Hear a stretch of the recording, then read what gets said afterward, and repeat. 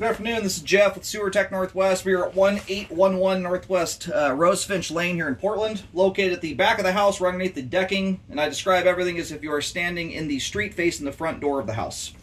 So drop it into a 4-inch ABS cleanout. We're going to check the overall condition and serviceability of the sanitary sewer line. Waters are running. Fire in the hole. Alright, off we go here.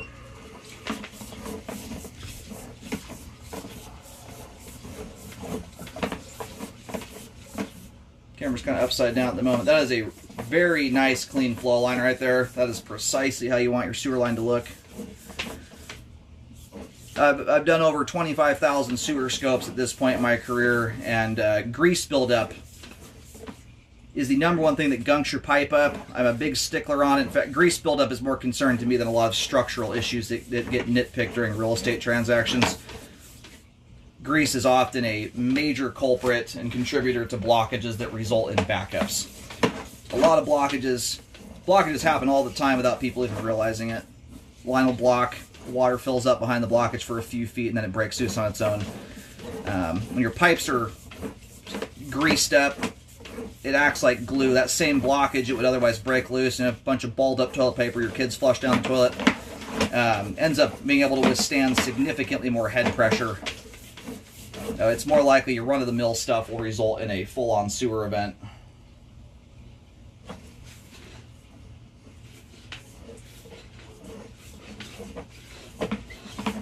And this line's got a huge amount of downhill run to it. A lot of gravity working in its favor.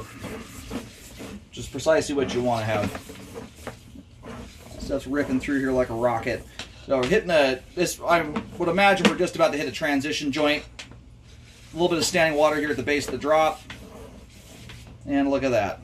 And the reason I know that, and haven't even seen this line before, is the just before a transition is by far the most likely spot in a sewer line to get a belly. That thing is rinky-dink tiny little thing. So for reference, I don't even consider repairs on bellies until there's at least an inch of standing water for a minimum of 5 feet. And that is only when it's very close proximity to the home. Especially in 4-inch smooth plastic pipe or larger. Another bit of standing water just after the transition. Again, we're getting out to the point here where we're 80 to 90 feet out and down at the base of a sheer, just straight down hillside. Standing water like that has very little bearing on any kind of functionality. We'll go over that here a little bit more as we come back in once the line drains out.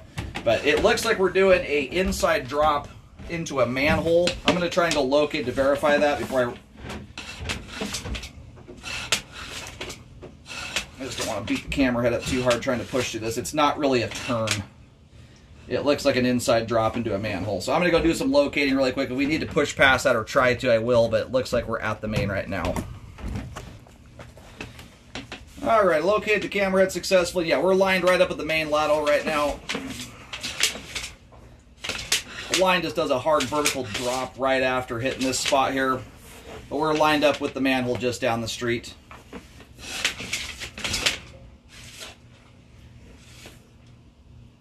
Yeah, we're going to let the line finish draining off here for just a second.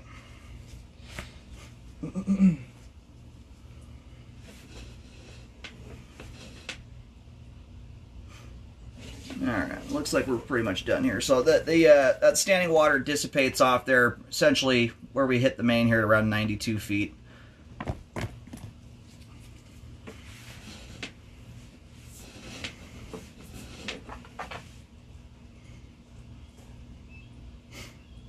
Let the water settle into place for just a second here.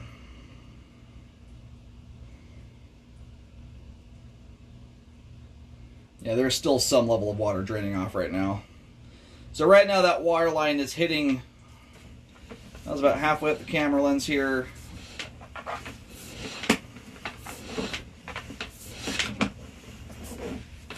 Yeah, you're right at an inch of standing water, no more than that. When I get right in the middle of the belly here, and I pull back quick, the water line pulls down below the camera lens very easily. When you have about 2 inches or more standing water, when I rip the camera back quickly like that, you will not see the water line pull down. I can just tell by sitting here looking at it. You're at an inch of standing water there. So, as you can see, right now there is so little buildup in the line, I wouldn't even recommend cleaning on it, let alone repairs on this.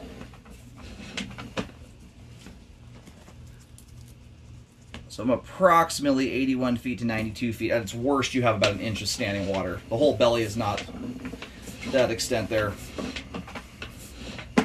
Anyway, as you can see here, all the pipe is superbly clean leading back from this spot. I wouldn't expect to see anything else with a configuration like this. If this thing were causing even semi-frequent problems, we would have buildup sticking to the pipe coming all the way back to the house. And a belly like you've got here would require immense amounts of abuse to ever get to that point.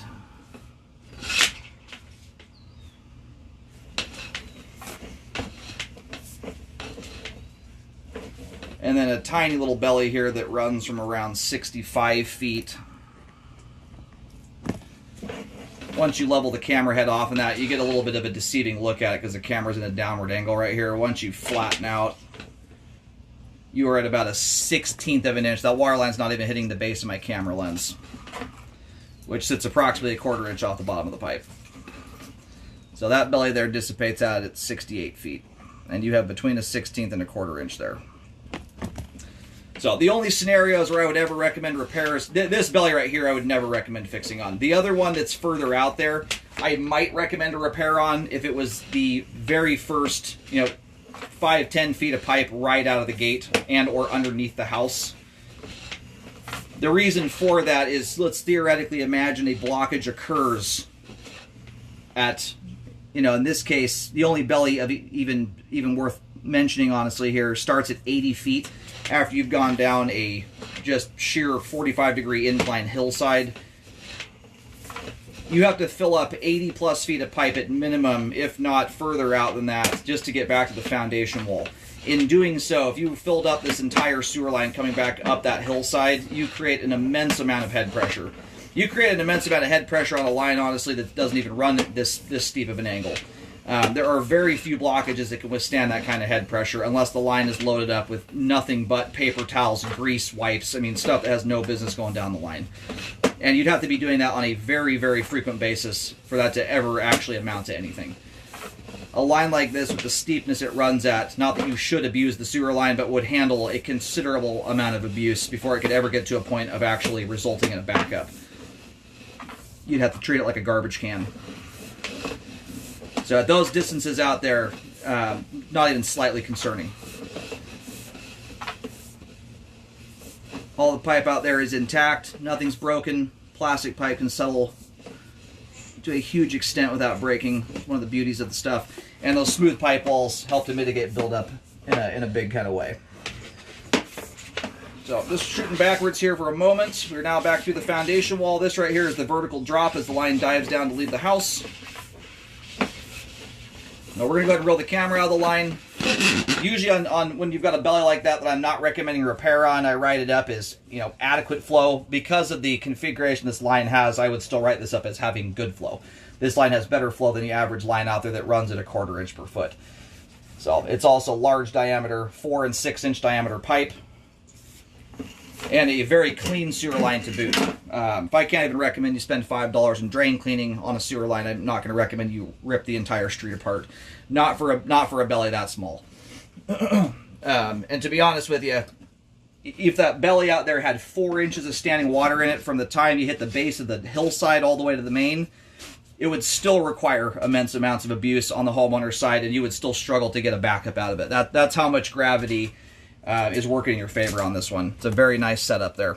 So good flow of the main. All the pipe we've just scoped there is in good condition, and a clean sewer line. Sewer line is functioning properly at this time. Both the belly from 65 to 68 feet and 81 to 92 feet are far too minor, in my opinion, to require repairs, especially when you consider the distance they are from the home and the amount of decline you have getting down to that part of the sewer line, or the angle the line is running at.